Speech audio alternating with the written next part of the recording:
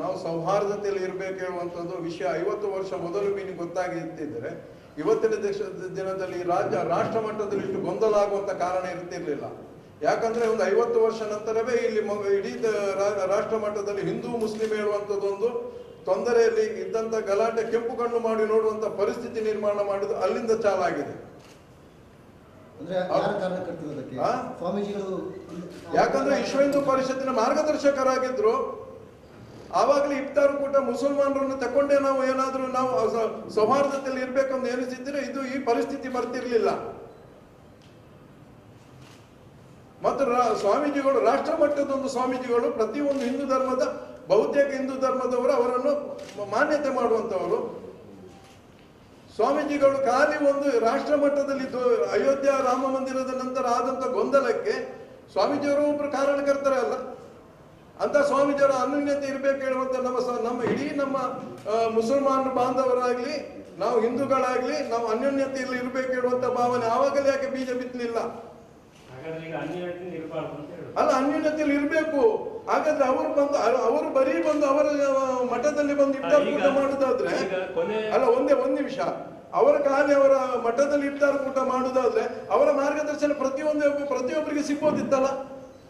ನಾವು ಮಾಡ್ತಿದ್ದೆ, ನಮ್ಗೆ ಮುಸಲ್ಮಾನರ ವಿರುದ್ಧ ಏನಿಲ್ಲ. ಇಫ್ತಾರ್ ಕೂಟ ಮಾಡಿದ್ರೆ ನಮ್ಗೆ ಸಹ ಸಂತೋಷ ಉಂಟು. ಆದ್ರೆ ಜನರ ಕಾರ್ಯಕರ್ತರು ಎಷ್ಟೋ ಜನ ಇವತ್ತಿನ ದಿವಸಕ್ಕೆ ಅಯೋಧ್ಯೆ ವಿಷು ನಂತರ ಇವತ್ತಿನಿಗೆ ಎಷ್ಟೋ ಜನ ಹೆಣ್ಣು ಮಕ್ಕಳು ವಿಧವೆಗಳಾಗಿದ್ದಾರೆ, ಎಷ್ಟೋ ಹುಡುಗರು ಸತ್ತೋಗಿದ್ದಾರೆ, ಎಷ್ಟೋ ಕೊಲೆ ಆಗಿದೆ. ಇದಕ್ಕೆ ಯಾರು ಸ್ವಾಮಿ ಕಾರಣ? ನಾವು ಯಾರ ಮಾರ್ಗದರ್ಶನದಲ್ಲಿ ಹೋದವರು? ನಮ್ಗೇನು ನಾವು ಭಗವದ್ಗೀತೆ ಗೊತ್ತಿದ್ದವರಲ್ಲ, ರಾಮಾಯಣ ಗೊತ್ತಿದ್ದವರಲ್ಲ, ಖಾಲಿ ಸ್ವಾಮೀಜಿಗಳ ಮಾರ್ಗದರ್ಶನದ ಮೇಲೆ ಹೋಗುವಂತವ್ರು ನಾವೆಲ್ಲ. ಇಂಥವ್ರು ಇವರಿಗೆ ಬೇಕಾದ್ರೆ ಇವರ ಹಿತ್ತಲಲ್ಲಿ ಯಾಕೋ 4 ಜನ ಏಜೆಂಟ್ಗಳ ತರ ರಾಜಕೀಯ ಏಜೆಂಟ್ ತರ ಇದ್ದವರನ್ನು ಕರೆದು ನೀವು ಊಟ ಮಾಡುದಾದ್ರೆ ಇದರಲ್ಲಿ ಸೌಹಾರ್ದ ಆಗುದಾದ್ರೆ ಬಾಕಿಯವರಿಗೆ ಹುಲ್ಲು ಮಾಡಿದೆ ಇದ್ರವರಿಗೆ ಅಲ್ಲ. ಇವರಿಗೆ ಕೊಲೆ ಮಾಡ್ಲಿಕ್ಕೆ ಯಾರ ಸಂದರ್ಭದಲ್ಲಿ ಆಗ್ತಾ ಉಂಟು. ಇಷ್ಟು ಕೊಲೆ ಆಗಿದೆ, ಹಿಂದೂಗಳು ಸತ್ತಿದ್ದಾರೆ, ಮುಸಲ್ಮಾನರು ಸತ್ತಿದ್ದಾರೆ. ಯಾವುದು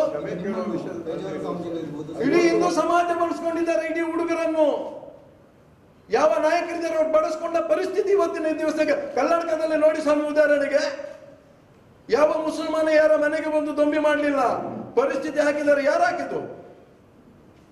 ಇವರ ಬೇಲೆ ಬೇಯಿಸಲಿಕ್ಕೆ, ಇವರ ಹಿಂದುತ್ವ, ಇವರ ಫೋಕಸ್ ಹಿಂದುತ್ವ ಕೊಡ್ಲಿಕ್ಕೆ ನಮ್ಮಂತ ಹುಡುಗರನ್ನು ಬಲಿ ಕೊಡಬಾರ್ದಿತ್ತು ಇವರು. ನಮ್ಗೇನು ಮುಸಲ್ಮಾನರನ್ನು ನಾವು ಸಹ ಇಫ್ತಾರ್ ಕೂಟ ಮಾಡುವಂತವರು, ನಮ್ಗೆ ಸಹ ಆಸೆ ಉಂಟು ಮುಸಲ್ಮಾನ ಹತ್ರ ನಮ್ಗೇನು ನಿಷ್ಠುರಾಗ್ಬೇಕಂದೇನಿಲ್ಲ.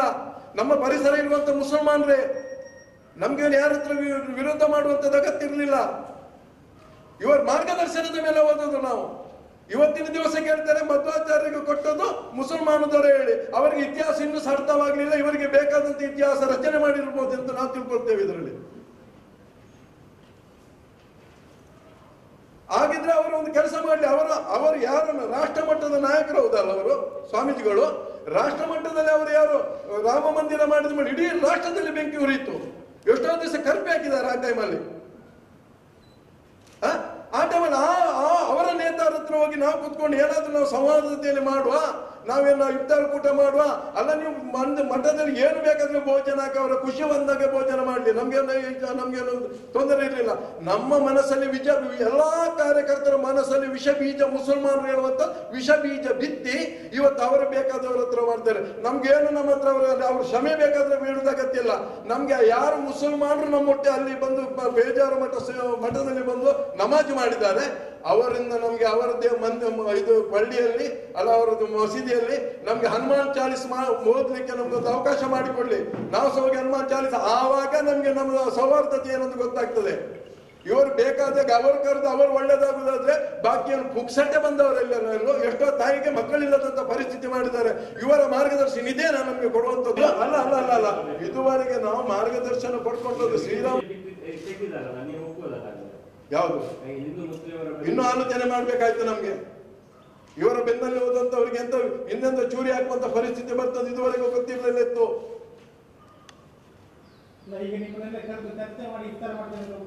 ಅಲ್ಲ, ನಮ್ಮ ಪ್ರಮುಖರನ್ನು ಕರ್ಕೊಂಡು ಏನಾದ್ರೂ ಮಾಡ್ಬೋದಿತ್ತು. ಯಾಕಂದ್ರೆ ಪ್ರಮುಖರು ಹಿಂಬಾಲಿಸಿಕೊಂಡು ಬರುವಂತ ಹುಡುಗರು ಯಾರು ಎಜುಕೇಟೆಡ್ ಅಲ್ಲ ಸ್ವಾಮಿ, ಎಜುಕೇಶನ್ ಪಡೆಯುವಂತ ಸಂದರ್ಭ ಕೊಡ್ಲಿಲ್ಲ. ಎಲ್ಲ ಹಿಂದೂ ಮುಸ್ಲಿಂ ಗಲಾಟೆ ಅಂತ ಆಯ್ತು ಎಲ್ಲರಿಗೆ. ಒಳ್ಳೆ ಒಳ್ಳೆ ಹುಡುಗರು, ದುಡಿಯುವಂತ ಹುಡುಗರು ಇವ್ರಿಗೆ ಏನು ಕೆಲಸ ಇಲ್ಲದೆ ತಿರುಗ್ತಾ ಇದ್ದಾರೆ. ನಿಮ್ಮ ಪ್ರಶ್ನೆಗೆ ಒಂದು ಅಲ್ಲ, ಎಷ್ಟೋ ಹುಡುಗರು ಕೆಲಸ ಇಲ್ಲದೆ ತಿರುಗ್ತಾ ಇದ್ದಾರೆ, ಎಷ್ಟೋ ಜನ ಜೈಲಲ್ಲಿದ್ದಾರೆ. ಕರ್ನಾಟಕ ಉದಾಹರಣೆ ತಗೊಳ್ಳಿ. ಒಂದು ಏನಿಲ್ಲ, ಪ್ರಭಾಕರ್ ಭಟ್ ಅಂತ ಅವರ ಹತ್ರ ಆದ್ರೂ ಒಂದು ಕೂತ್ಕೊಳ್ಳಿ, ಏನಪ್ಪ ಏನಾಗಿದೆ, ವಿಷಯ ಹೀಗೆ ಆಗ್ತಾ ಇದೆ, ನಾವು ಇಫ್ತಾರ್ ಊಟ ಮಾಡ್ತೇವೆ ನಿಮ್ಮ ಹತ್ರ ಎಂತ ಒಂದು ಅವರ ಹತ್ರ ಒಂದು ಮಾರ್ಗದರ್ಶನ ತಗೊಳ್ಬೋದಿತ್ತಲ್ಲ. ತಗೊಳ್ಳಿದಾರ ಗೊತ್ತಿಲ್ಲ, ಆದ್ರೂ ನಮ್ಮ ಅಭಿಪ್ರಾಯ ಅದು ಇರ್ಬೋದಲ್ಲ. ಈಗ ನಮ್ಗೆ ಮುಸಲ್ಮಾನರ ಹತ್ರ ಏನು ಎಗಷ್ಟಿಲ್ಲ, ನಮ್ಮ ಬಾಂಧವ್ಯ ಎದುರು ನಾವು ಇರುವಂತ ಮನೆ ಎದುರೇ ಮುಸಲ್ಮಾನರು. ಅದು ಇಲ್ಲಿಂದ ನಂತರ ಈ ಅಯೋಧ್ಯೆ ಮ್ಯಾಟ್ ತಂದಾದ ಮೇಲೆ ವಿಷದ ಬೀಜ ಹಾಕಿ ನಾಳೆ ಅಯೋಧ್ಯೆಯಲ್ಲಿ ಸಹ ನಾವು ಇಫ್ತಾರ್ ಊಟ ಮಾಡ್ತೇವೆ ಅನ್ನೋದು ಎಂತ ಆಧಾರ ಸ್ವಾಮಿ? ಅಲ್ಲ, ಅದು ಹಿರಿಯರು ಇಚ್ಛೆ ಮಾಡಿದರೆ ನಮ್ಮ ಶ್ರದ್ಧಾ ಕೇಂದ್ರ ಅಯೋಧ್ಯೆಯಲ್ಲಿ ರಾಮ ಮಂದಿರ ಆಗ್ಲೇಬೇಕು. ಅದು ಯಾರ ಮನೆದು ಸೊತ್ತಲ್ಲ, ಇಡೀ ಸನಾತನ ಧರ್ಮದ ಒಂದು ಆರ್ಯಪುತ್ರನ ಒಂದು ವಿಶೇಷ ಅದು ದೇವಸ್ಥಾನ. ಅದಕ್ಕೆ ನಾವೆಲ್ಲ ಸಹಕಾರ ಇದ್ದೇವೆ, ಆ ವಿಷಯ ಅಲ್ಲ. ಇವರು ಬೇಕಾದಾಗೆ ಬಂದು ಹಿಂದಿನ ಬಾಗಿಲಲ್ಲಿ ತಂದು ನಮಾಜಿ ಮಾಡಿಸುವಂತದ್ದು ಇದು ಯಾವ ಕ್ರಮ? ಈ ಮಧ್ವ ಪರಂಪರೆಗೆ ಇದು ಒಪ್ಪುವಂತ ಕ್ರಮನ ಇದು? ಅಲ್ಲ, ಯಾವ್ದಾದ್ರು ರಾಜಕೀಯದವರಿಗೆ ಹೋಲಿಸ್ಲಿಕ್ಕೆ ಮಾಡುವಂತದ್ದು ಕೆಲಸನ ಇದು?